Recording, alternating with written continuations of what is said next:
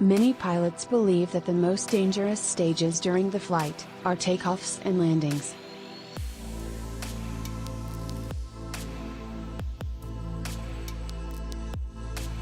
But there are airports in the world where takeoffs and landings are scary even for highly professional pilots. They have to show real miracles of maneuverability.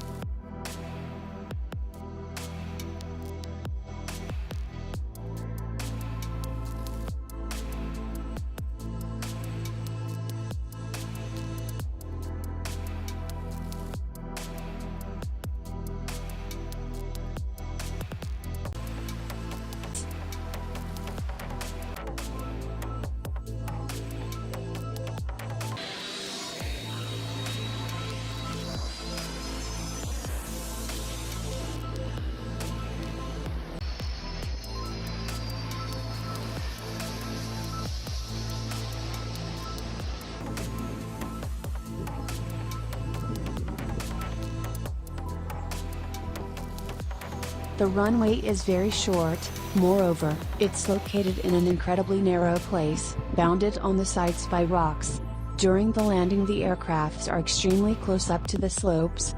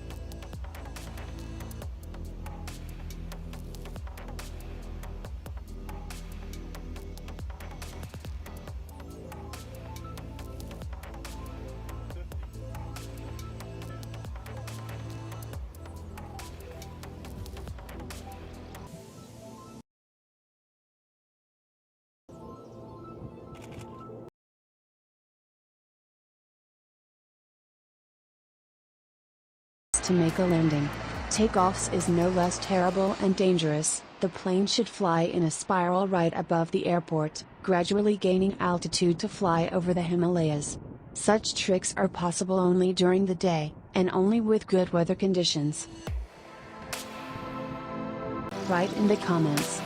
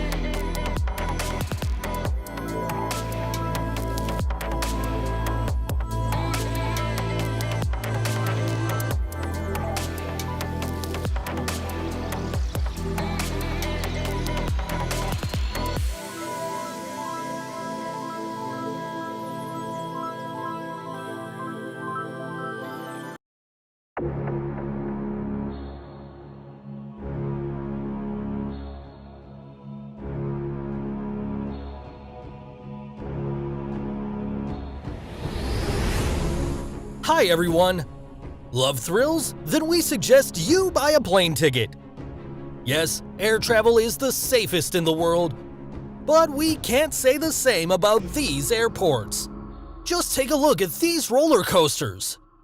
And this landing right over people's heads. How about the shortest runway in the world? Take a deep breath and fasten your seatbelts. We're going to the most dangerous airports where you had better never land.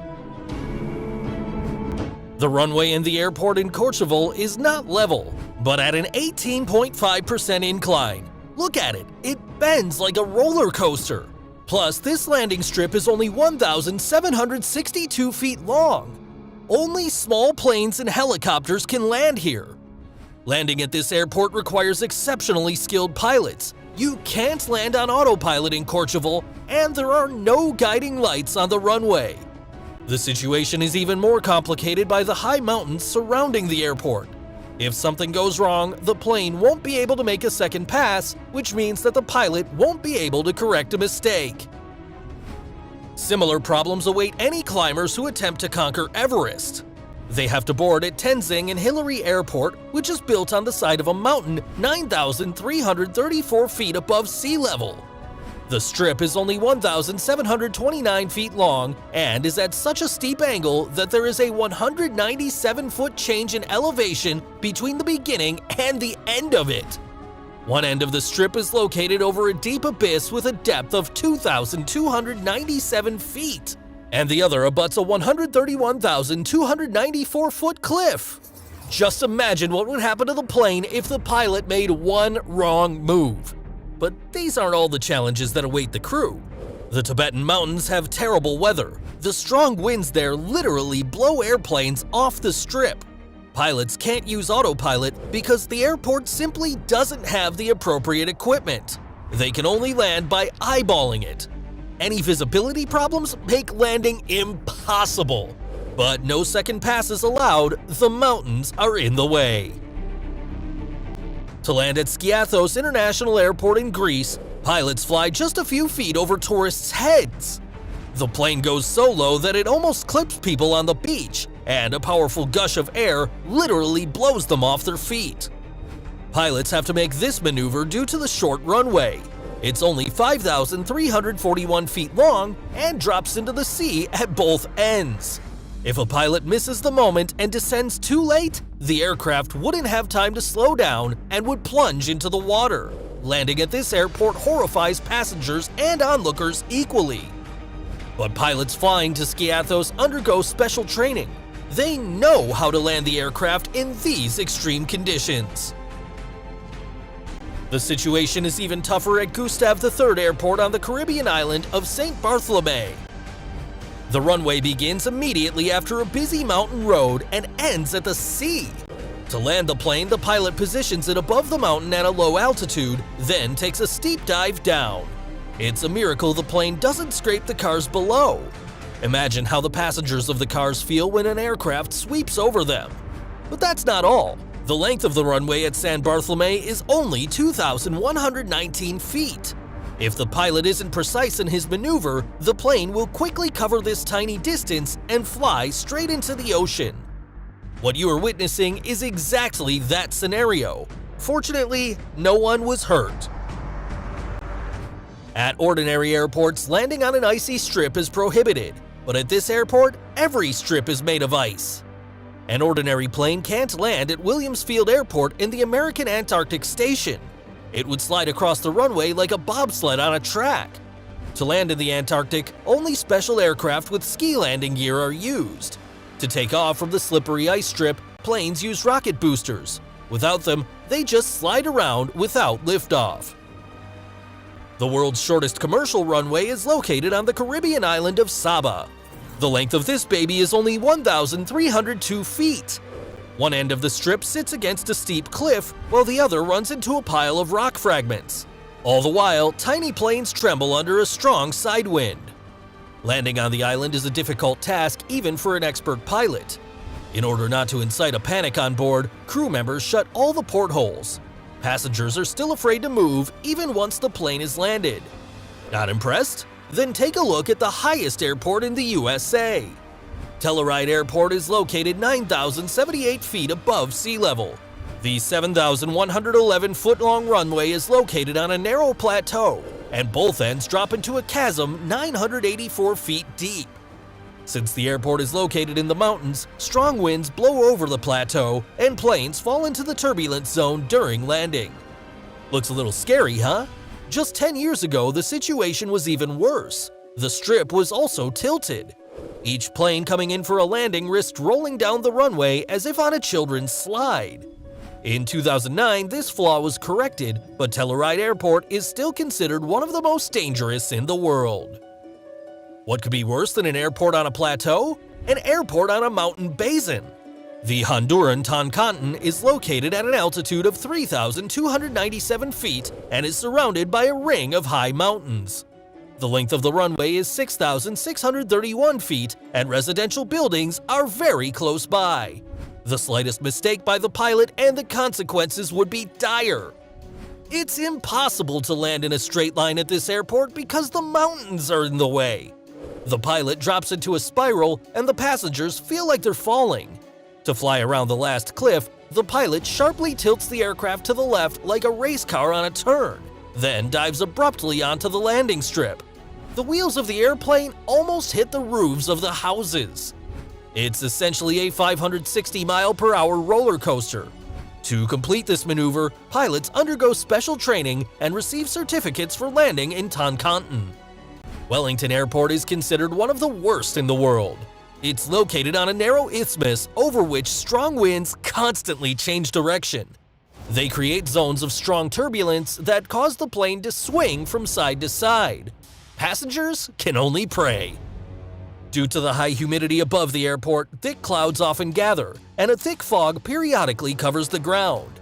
The only salvation for the pilot in such a situation is his instruments, but the runway has a length of 6,827 feet, with both ends going into the sea and residential areas of the city on the sides. A blind landing in these conditions is not for the faint of heart. But the winds in Wellington are nothing compared to the winds in the Himalayas. Paro Airport is located at an altitude of 7,332 feet above sea level, and it is surrounded by huge mountain peaks. Some are as high as 18,000 feet. The length of the runway is ridiculous, 6,445 feet, so only light aircraft can land in Paro. This is an inhumanly difficult task. The airport is hidden from the pilot by mountain peaks, so to get to it, the plane winds between the rocks like a car weaving through traffic and makes maneuvers at 45-degree angles. The craft flutters with a strong wind, and fog periodically rises between the mountains. Electronic instruments won't help the pilot. The right equipment simply doesn't exist in Paro. Pilots rely on their eyes and experience. To land in Bhutan, pilots must have a special clearance. How many pilots do you think have the credentials to make such a crazy landing? Less than 2 dozen. What do you think this is? A hydroelectric dam? Maybe a huge bridge? No, it's the runway for Cristiano Ronaldo Airport in Madeira. Initially, the length of the strip was only 5,250 feet. There simply wasn't space for more. To make the strip larger, the Portuguese have built a huge platform that rests on columns at a height of 230 feet. After the upgrade, the strip was 9,124 feet long, but now its edge hangs over the ocean. In Madeira, a direct landing is impossible. The plane first has to fly around the airport, then turn 150 degrees, and only after that begins the landing. Autopilot landing in Madeira doesn't work, so pilots have to land based on visual landmarks. Here's the cherry on top. Turbulence and sudden strong winds can blow a plane off the strip. It's no wonder that the Madeira airport is considered the most risky in Europe. The Ronald Reagan National Airport in Washington seems completely safe, but it's not that simple. That's because the airport's closest neighbors are the White House, the Capitol, the headquarters of the CIA, and the Pentagon. These sites are surrounded by unmanned zones. No plane has the right to enter. It's better not to know the consequences. If a pilot has to land at Ronald Reagan Airport, he only has a narrow, winding air corridor at his disposal. To land the plane, the pilot follows the Potomac River at an altitude of less than 984 feet, then turns 45 degrees directly above the George Mason Bridge, and only after that proceeds to the runway. Taking off from the airport is also not easy. The plane rapidly picks up speed and immediately banks to the left to get around the Lincoln Memorial. Passengers have to breathe nervously into bags. That's all for today. Which airport impressed you the most? Share your opinion in the comments. Like, subscribe to the channel, and see you in the next episode.